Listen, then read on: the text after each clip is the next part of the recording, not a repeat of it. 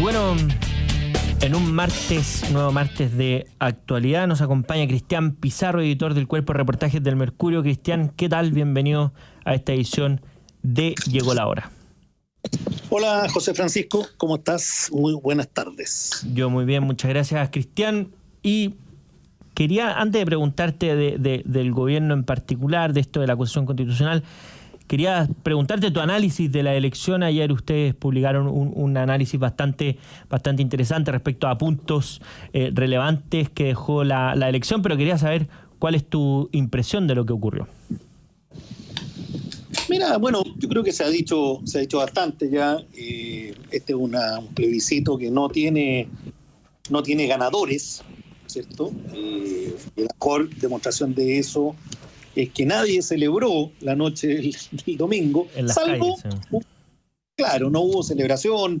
De hecho, nosotros en el Mercurio llevamos como portada una foto de la Plaza Italia, que era muy elocuente por cuanto mostraba ese recinto, ese lugar completamente vacío. Y convengamos que cuando ocurren episodios de este tipo, elecciones, plebiscitos, siempre alguien llega a flamear una bandera. Aquí no había nadie, salvo 2 carabineros en la foto que se publicó, por lo menos. Y no habían ganadores. Tal vez lo único que podían celebrar algo era este mundo que se escindió de republicano, el senador Edwards, Rojo Edwards, Teresa Marinovich, en fin, Gonzalo de la Carrera, el diputado, que llamaron a votar en contra, ¿cierto? Desde el mundo de la derecha más extrema, en el espectro político.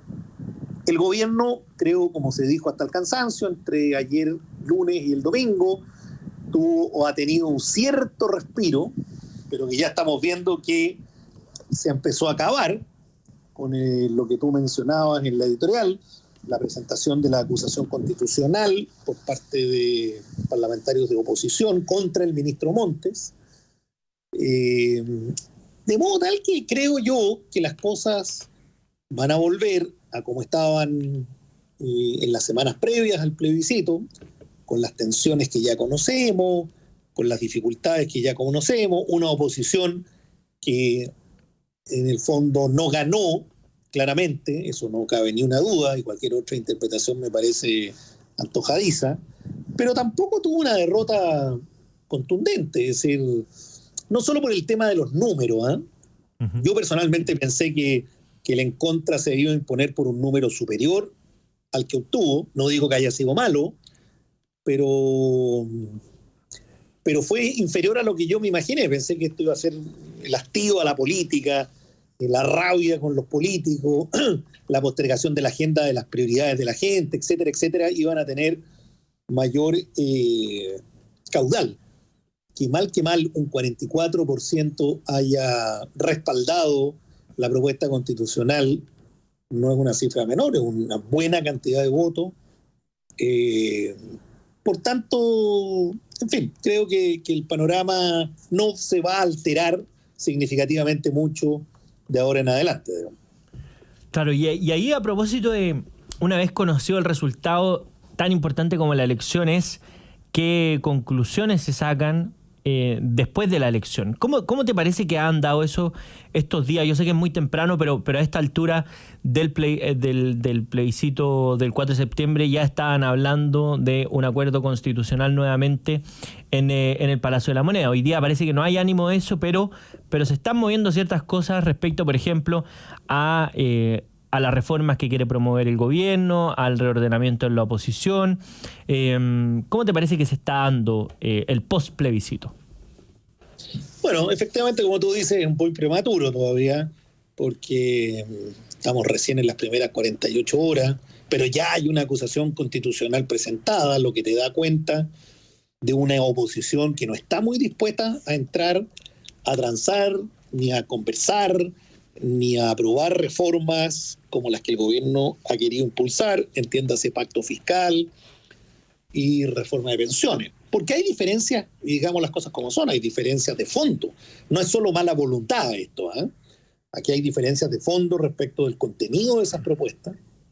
Y el gobierno, con el resultado del domingo, en ese sentido, no es que haya logrado espacio político para imponer su agenda en esos temas. Por tanto, lo que recoge y trata de levantar, y en eso el discurso del presidente la noche del domingo es bien elocuente, es precisamente un estado de ánimo de la ciudadanía, que el presidente lo interpreta bien en su discurso, de que se trate de llegar a acuerdos, pero tampoco nadie puede forzar al otro a llegar a acuerdos en temas donde no hay acuerdo. Claro. Primero. Y segundo, la derrota, entre comillas, de la derecha tampoco fue todo lo significativo y contundente como para que esa negociación se haya viabilizado en esos temas en favor de lo que el gobierno quiere impulsar. Porque distinto sería que esto hubiera sido un 70-30 o un 60-40 o un 65-35, porque eso habría cambiado el escenario, digámoslo así. Pero claro, tal como se dio, no me parece que haya espacio para que el gobierno logre, ¿cierto?, imponer sus términos en esa reforma. Yo no veo a republicanos ni veo a Chile Vamos en disposición a facilitarle ese camino al gobierno. Están los casos convenios, en fin, está el tema de los indultos, que se alzaron con fuerza días antes del plebiscito, y esas cosas no van a desaparecer de la noche a la mañana. Oye, y a propósito de eso, como el repliegue o la reestructuración más bien que tiene el oficialismo o estos nuevos aires, ¿cómo está conversando eso con el anuncio que hace la propia ministra del Trabajo de reestructurar o redistribuir este 6%? Porque ha estado en la discusión respecto a cuál es el destino, pero ponen cosas en el debate incluso que son ajenas a lo propiamente previsional, ¿verdad? Incluso poniendo la idea de la sala cuna dentro, con cargo a la cotización de los trabajadores. ¿A qué responde esa estrategia del gobierno? No, es que yo creo que la estrategia en términos gruesos no me parece correcta desde el punto de vista de las pretensiones del gobierno. Tiene que aprovechar este minuto para impulsar su agenda de reforma, incorporarle elementos que conecten con la ciudadanía, con la gente, con la población, limitarle el espacio de acción y de rechazo a la oposición. Pero insisto, yo creo que eso es el libreto que naturalmente el gobierno, con lo que ocurrió el domingo, tiene que desarrollar y seguir. Lo que yo más bien planteo es que ese espacio es muy estrecho y por lo tanto creo que va a haber pocas probabilidades de éxito, porque las diferencias que se dieron en el plebiscito tampoco son, repito, insisto, significativas en términos cuantitativos como para haber invertido el peso, ¿cierto?, y dejar al gobierno con la iniciativa política a su favor. Y segundo, las diferencias que existen en esos proyectos son de punto de vista ideológico, son de fondo. Es decir, no veo a la oposición cediendo en el tema del monto de la cotización que se va a administración de capitalización individual y a un fondo público común. Entonces, si eso no se mejora, si eso no se modifica, creo que la negociación va a seguir entrampada. Y en materia de pacto fiscal, exactamente lo mismo. Ahora no nos olvidemos, estamos a puertas de la Navidad, viene el verano, que tiene un tempo político particular, en el sentido de que las cosas se alentan, al menos el mes de febrero, suele ser bastante más pasivo. Y luego de marzo en adelante entramos en un año electoral. Los partidos, todos, empiezan a buscar sus candidatos, a conformar sus listas, a ver las alianzas. Y en un año electoral es sabido que también, independiente de todos estos otros fenómenos que están ocurriendo, las cosas se hacen más complejas. La oposición y los gobiernos de turno les cuesta más llegar a acuerdos. Entonces, a ver, si no se ha llegado a acuerdos hasta ahora, José Francisco, creo que las condiciones para esos acuerdos no se facilitan hacia adelante, muy por el contrario, se tienden a rigidizar. Entonces, mi expectativa personal, analítica, es que eso va a continuar costando y costando mucho. Ahora, además de eso, convengamos que hay temas que van a continuar generándole problemas al gobierno. Uno de ellos es el tema de seguridad. No se ve en el horizonte una mejora de este tema. Segundo, el tema de migración. Ahí hay otro problema que no está ciertamente resuelto. El problema en educación, el problema de las ISAPRES en salud. Es decir, más allá de las reformas, me parece que hay un stock de problemas, que es el caso convenio, que va a seguir dando que hablar. La permanencia del ministro Montes, bueno, va a depender de cuál sea la suerte que corra esta acusación constitucional, y ya lo hemos visto, que los gobiernos en general, cuando ven que estas acusaciones tienen posibilidades de prosperar, tienden a apretar el botón de pánico, y el ministro en cuestión o cuestionado termina renunciando antes de que lo inhabiliten. ¿Irá a pasar eso o no en este caso? No lo sabemos, ¿cierto? Pero el hecho mismo, lo que tú decías también en la introducción, de que se esté conformando un frente oficialista para proteger y blindar al ministro Montes, para que la gente que nos escucha entienda mejor, me hace pensar que va a ser el doble de difícil que paralelamente a eso se esté tratando de negociar una reforma previsional que tiene diferencias de fondo importantes o un pacto fiscal. Y ahí, a propósito de lo de Carlos Montes, ¿te parece que respecto a su continuidad se ha estirado mucho el chicle, en el sentido que incluso personas del propio oficialismo han dicho, oye, aquí hay una responsabilidad política por parte del ministro Montes? Lo dijo el senador Espinosa, es decir, una persona de su mismo partido. Lo han dicho otras personas del Frente Amplio, del Partido Comunista, cuando, claro, hay una complejidad extra, que esto ocurre en el corazón de Revolución Democrática, y por tanto el socialismo democrático dirá, bueno, ¿por qué yo tengo que pagar las consecuencias de un hecho que es propiamente del Frente Amplio y Revolución Democrática propiamente tal? ¿Te parece que eso no se ha resuelto de manera adecuada? Yo creo que la salida de Montes, si es que llega a acontecer en algún minuto, va a ser de la mano de la salida de Crispi. No veo que se vayan a ir separados, digámoslo así. ¿Ah? Primero. Segundo, es verdad que el ministro Montes no tiene responsabilidad en los hechos propiamente tal que generan el caso llamado convenio. La responsabilidad que se le imputa al ministro Montes, digo, es en la gestión de la crisis derivada del caso convenio. Lo que tú decías respecto de cuándo se enteró, cuándo no se enteró, qué medidas interpuso o no interpuso, es ahí el foco de la responsabilidad. Por lo tanto, la acusación constitucional tendrá que estar centrada en esos aspectos, porque si trata de enredar al ministro en hechos en los que no tiene responsabilidad, claramente se va a desfondar esa acusación, más allá de que como buena acusación constitucional tiene un componente no solo jurídico, sobre todo político. Eso es una acusación constitucional. Claro. Por lo tanto, esto va a alinear a los parlamentarios en esa perspectiva o en esa línea. En consecuencia,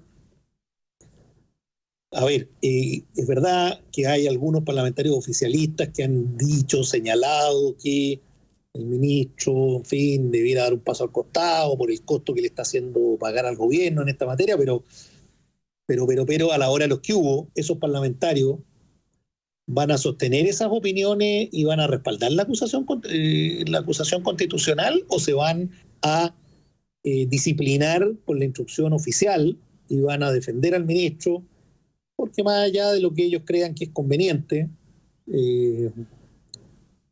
colocarle o impetrarle una derrota política al gobierno con la caída de un ministro es darle un triunfo a la oposición. Y en los tiempos que corren, volviendo a lo que hablábamos hace unos minutos, en año electoral y todo, esos son costos que se pagan y beneficios que se le trasladan a la contraparte. Entonces, A mí no me cabe ninguna duda de que el ministro Montes tiene responsabilidades en lo que dijo, en la gestión de la crisis del problema, no en el origen, ¿cierto? Ahora, en la concesión constitucional el camino, tendríamos que leerla, por lo menos yo no la he leído todavía. Algo que publicamos en reportajes el domingo, una suerte de adelanto de cuáles serían los fundamentos en los que ésta se sostendría. Pero, en fin, iba a haber una negociación que entiendo la hubo ayer para definir el texto. Yo repito, ese texto de final que se presentó no lo conozco. El gobierno, con el plebiscito del domingo, con el resultado, ganó un poquito de aire. El presidente mismo ayer dijo que no había espacio con cambio de gabinete, pero eso puede durar 2 semanas. Y en 2 semanas más tener que sacar al ministro Montes para evitar otro... A ver, fue lo que pasó en su momento con el ministro Jackson, que acordémonos que hasta pocos minutos antes de que se fuera, era intransable la presencia de él en el gabinete y así se fue nomás. Entonces, eso no es una palabra esculpida en piedra. Claro, y ahí, respecto al ordenamiento de las fuerzas políticas, que lo mencionaste al principio, pero quiero darle una segunda vuelta, en el sentido que esta acusación constitucional probablemente va a unir a la fuerza oficialista, y eso haría que, por ejemplo, cosas que los han dividido, como el pacto fiscal, ¿esto ayude a que lo enfrenten de forma más cohesionada o no necesariamente y son cosas que avanzan por bandas paralelas? Porque claro, se cayó entre otras cosas por claro, quizás no voto oficialista, pero sí gente cercana como la Democracia Cristiana que ya, bueno, tienen una alianza para las elecciones municipales del próximo año. Los años electorales o los periodos electorales tienden a generar frentes comunes, sobre todo en este caso en el oficialismo, en que, como tú bien dices, por ejemplo, la Democracia Cristiana, que no es un partido técnicamente de gobierno, necesita de esa alianza, de esos pactos con el oficialismo para poder subsistir en el espectro político. Entonces es muy distinta la postura que van a tomar, por ejemplo, algunos parlamentarios demócratas cristianos en la acusación a Montes o en la votación del pacto fiscal o la reposición de alguna iniciativa tributaria una vez que se cumple el plazo que hay de cuarentena, por decirlo, porque van a empezar a mirar a octubre, que hay elecciones municipales, ¿cierto? Y se necesitan, tienen que haber pactos por omisión, cómo entran, cómo quedan. Claramente esta circunstancia, este ambiente electoralizado va condicionando las decisiones.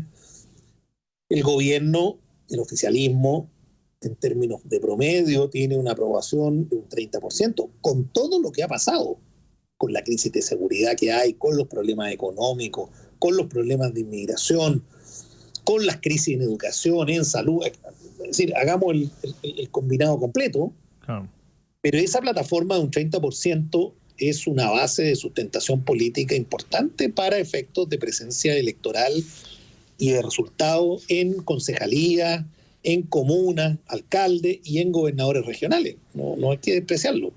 Entonces, si uno tuviera que proyectar, yo tiendo a pensar que el oficialismo extendido va a operar con mayor coordinación y unidad en el tiempo que resta este mandato de gobierno, precisamente porque vienen 2 hitos o hechos o circunstancias o puntos electorales, como son octubre de este año y noviembre del 2025, en que hay parlamentarias y presidenciales. Claro, bueno, eso ya va a ser materia de el próximos días más, que ya va a partir del 2024. Cristian Pizarro, editor del Cuerpo de Reportajes de El Mercurio, te quiero agradecer por habernos acompañado en esta edición de Llegó la Hora. Bueno, muchas gracias como siempre, José Francisco. Que estén muy bien, un gran abrazo. Nosotros nos vamos a una breve pausa y ya volvemos con más Llegó la Hora, no se vayan.